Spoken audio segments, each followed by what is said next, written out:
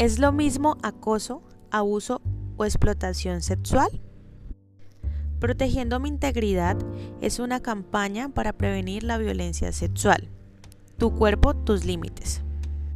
Para mí es un gusto estar aquí hablándoles de este tema. Mi nombre es Alejandra Pineda, soy estudiante de Psicología de 10º semestre de la Fundación Universitaria del Área Andina.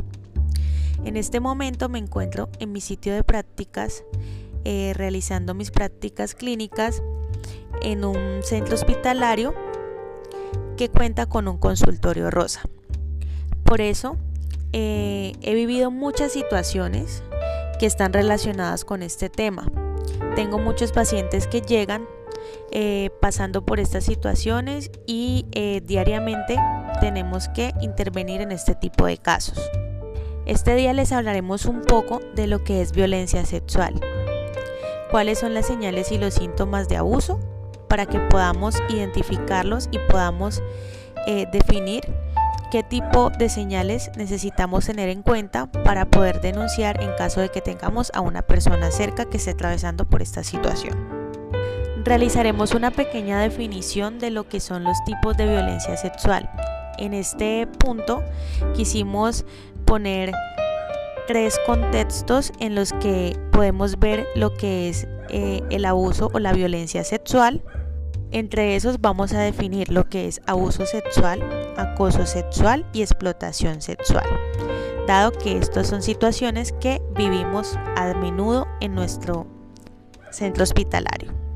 También daremos 3 claves para prevenir el abuso sexual. Y por último, los invitamos a saber qué hacer si son víctimas de violencia o si tienen cerca una persona que esté pasando por esta situación. Recuerden que la violencia sexual no se puede normalizar. Recuerden que no están solos. Principalmente empezaremos hablando del término de violencia sexual, ¿sí? Y hablando de este término hacemos referencia al acto de coacción o amenaza hacia una persona con el objeto de que lleve a cabo un determinado conducta sexual. Recuerden que la violencia sexual se manifiesta con actos agresivos, mediante el uso de fuerza física, psíquica y moral, lo que significa que una persona se reduce a condiciones de inferioridad para poder imponer una conducta sexual contra la voluntad. Este es un término del cual todos deberíamos tener conocimiento, pero lamentablemente en nuestra sociedad o en el entorno en donde yo me encuentro haciendo mis prácticas profesionales, vemos que estas son cosas que se normalizan demasiado. E incluso existe mucha negligencia de parte de los cuidadores de los abusadores, o incluso cuando son adultos, negligencia por parte de las personas que les rodean, que se dan cuenta de la situación o simplemente se hacen la de la vista gorda y no prestan atención a esto. Por eso para mí es muy importante mostrarles algunas señales y síntomas de abuso. Voy a hablar de 3 puntos que son muy sencillos pero que son primordiales estas personas que atraviesan estas situaciones. Creeríamos que el principal punto serían los cambios en el comportamiento. En este caso, cuando son infantes, vemos a menudo muchos cambios de comportamiento, es decir, muchas veces estos niños empiezan a presentar conductas disruptivas, empiezan a ser evitativos con las personas que les muestran afecto, y eso es debido a que están pasando por esta situación. Otro ejemplo de ello es las personas que son adultas, ¿sí? Empiezan a tener cambios de comportamiento, irritabilidad, empiezan a tener muchos cambios en su conducta debido a esta situación que por obvias razones les genera un malestar y empiezan pues como a tener este tipo de comportamientos que son normales en su diario vivir. Como otro punto también quería hablarles de lo que son los problemas de salud mental. Estas personas empiezan a desarrollar cierto tipo de comportamientos que empiezan a deteriorar la salud mental, como por ejemplo la evitación a personas del sexo contrario, o que empiezan a tener sentimientos de ira, de odio, y eso empieza a dañar su salud mental, dado que empiezan a rumiar todo el tiempo pues por la situación actual de ellas. Y por supuesto está la dificultad para establecer vínculos. Es obvio que una persona que ha sido violentada no se quiere relacionar con personas que le recuerden ese hecho o simplemente que le generen miedo porque piensan que van a volver a atravesar por una situación de esas. Aparte de que empezar a crear vínculos afectivos con otras personas pueden generar conflictos en ellas porque están desconfiando todo el tiempo debido a la situación que estaban atravesando. Es por eso que es muy importante que nosotros estemos documentados de estos tipos de violencia y que pongamos un alto para que estas situaciones no se sigan presentando. Por eso también queríamos definirles un poco lo que son los tipos de violencia sexual. En este caso hicimos como un pequeño análisis de los casos que se presentan en la institución y entre esas vimos que hay muchos casos de abuso, de acoso y de explotación. Por eso queremos definirles un poquitico todo lo que se trata sobre estos términos y que ustedes conozcan esa parte. Empecemos por lo que es el abuso y lo definimos como que el abuso sexual es un acto que daña la libertad sexual e incluye no solo los casos más graves tipificados como delitos sexuales, sino también el lenguaje abusivo cotidiano con contenido sexual o otras formas de trato o acoso ofensivo. Es decir, no solamente es el acto que implica que estemos en contacto con otra persona, sino que también las palabras que usa esa otra persona y lo que nos muestra o las señales que nos muestra con su cuerpo sin necesidad de tocarnos. Por otro lado está el acoso, que lo definimos como la intimidación o el acoso que puede ser la naturaleza sexual o violación, promesas no deseadas o inapropiadas a cambio de favores sexuales. Es decir, si vemos que hay una persona que está atravesando por una situación de estas, que es muy común, hay individuos que se ensañan con una persona porque les gustó y simplemente están acosándola todo el tiempo. Esos casos los vemos muy a menudo.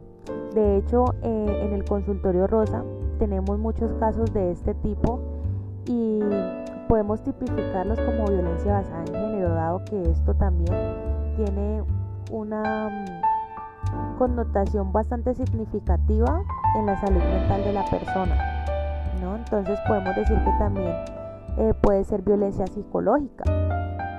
Y por último tenemos lo que es la explotación sexual.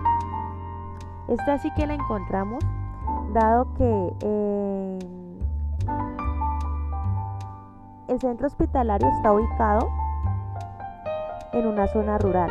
Estas personas carecen de mucho conocimiento y la mayoría de cuidadores, pasa más que todo con niños, digamos que pueden jactarse, o no es jactarse, más bien es lucrarse, ¿sí?, de la libertad sexual de otra persona, de sus hijas, por ejemplo. Entonces esta situación también la vemos mucho en nuestro consultorio Rosa. Es algo que hemos venido tratando de erradicar. Estamos haciendo mucha psicoeducación, dado que esto pues se presenta a menudo y pues no debería ser así, empezando que debe primar los derechos de nuestros niños, la integridad y cuidarlos mucho. Entonces tratamos de hacer mucha psicoeducación sobre esto y tratamos de dar muchas pautas para prevención del abuso. Por eso nos parece que es muy importante que las personas tengan claridad de estos términos, que las personas se documenten, ¿sí?, para que podamos prevenir estos actos o esos eventos que conllevan al abuso sexual. Es por eso que muchas veces hacemos prevención con nuestros niños y empezamos a enseñarles a cuidar su cuerpo. Y por eso tenemos 3 puntos que son muy importantes, que siempre estamos impartiéndolo a nuestros niños para que ellos tengan en cuenta, dado que pues la población que está más afectada en este momento acá en la institución pues son menores de edad. Entonces siempre estamos psicoeducándolos y los invitamos siempre a establecer límites. Siempre les inculcamos que es importante que ellos aprendan a conocer y establecer esos límites y que también los hagan conocer a otras personas, ¿sí? Para que esas personas puedan respetar esos espacios y que obviamente respeten ese límite del niño, que ellos cuando sientan que ya lo están atravesando, ellos digan, no, venga, stop, aquí no es. También los invitamos siempre a tener una persona de confianza y que esa persona sea adulta. Incluso esta semana estábamos en la Semana Andina, que era una semana de prevención para el embarazo en adolescentes, y nosotros quisimos llevar una charlita sobre lo que era la violencia sexual y las formas de prevenirlas. En esa charlita incluíamos todo esto que les estamos contando, justamente pues para que esos niños empiecen a documentarse y a saber qué hacer, a tener claridad de los conceptos y que ellos no empiecen a normalizar estas situaciones, porque eso lo encontramos mucho. Y entonces yo les decía a ellos que confiáramos en un adulto, no solamente cuando estemos atravesando por este tipo de situaciones, sino que también cuando queramos empezar una vida sexual, dado que a veces tenemos mucho desconocimiento, ¿sí? Yo les decía, es importante que tengamos una persona que nos apoye y que nos oriente en estos temas. Es fundamental porque así esto nos puede ayudar a identificar el tipo de abuso que estamos sufriendo en caso de que lo estemos atravesando. Obviamente vamos a recibir una orientación adecuada, ¿no? También teníamos un punto muy importante que era no tener secretos. Normalmente uno siempre le dice a los niños, venga, le voy a contar un secreto, y ellos se quedan callados. La idea es que ellos no tengan secretos con nadie. Sí, sabemos que hay secretos buenos y hay secretos malos, pero en estos casos es mejor que no existan secretos.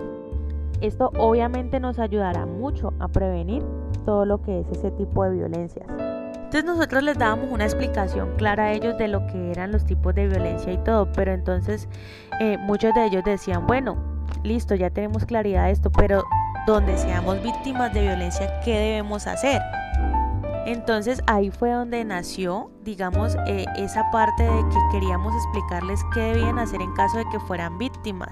Entonces nosotros les explicábamos, bueno, lo primero que tienen que hacer es ir a un lugar seguro, ¿sí? En cuanto yo pueda salir de las garras de ese abusador, entonces yo lo que hago es ir a un lugar seguro donde yo me sienta que no estoy en peligro. Una vez que estuviera seguro, la idea es que pues uno no cambia nada de su cuerpo, quedarse tal cual y como está. Decirle, como tercer punto, decirle a un guardián o a los padres o a un adulto en que uno pueda confiar la situación y lo que está pasando. De allí es importante que acudan a una entidad hospitalaria donde hayan profesionales en salud que le puedan brindar un servicio adecuado. Allí obviamente en los centros hospitalarios siempre van a hacer la activación de ruta. Yo les comentaba a los niños, bueno, listo, entonces no lo hagamos en un hospital, pero sí nos podemos acercar a un docente, al colegio, para poder que esto llegue a las entidades que son las protectoras de los derechos de los niños. En este caso, pues obviamente está la policía, fiscalía, ICBF, comisaría de familia, dependiendo de la complejidad del caso. Por último, les decíamos a los niños, no deben culparse por nada, absolutamente por nada. Y también pues les socializamos unas líneas de atención en los que ellos podían llamar en caso de que no podían dirigirse a una entidad hospitalaria, dado que ellos son zona rural y les queda difícil desplazarse. Entonces era muy importante tenerlas en cuenta. Entonces les hablábamos de la línea 141, que es la línea de protección a niños, niñas y adolescentes. Les hablaba de la línea 106 de la Secretaría Distrital de Salud, que es la que funciona acá en el Valle del Cauca, y la línea 155, que es la línea de orientación para la mujer. La idea era que estos niños tuvieran claridad de las cosas. Entonces,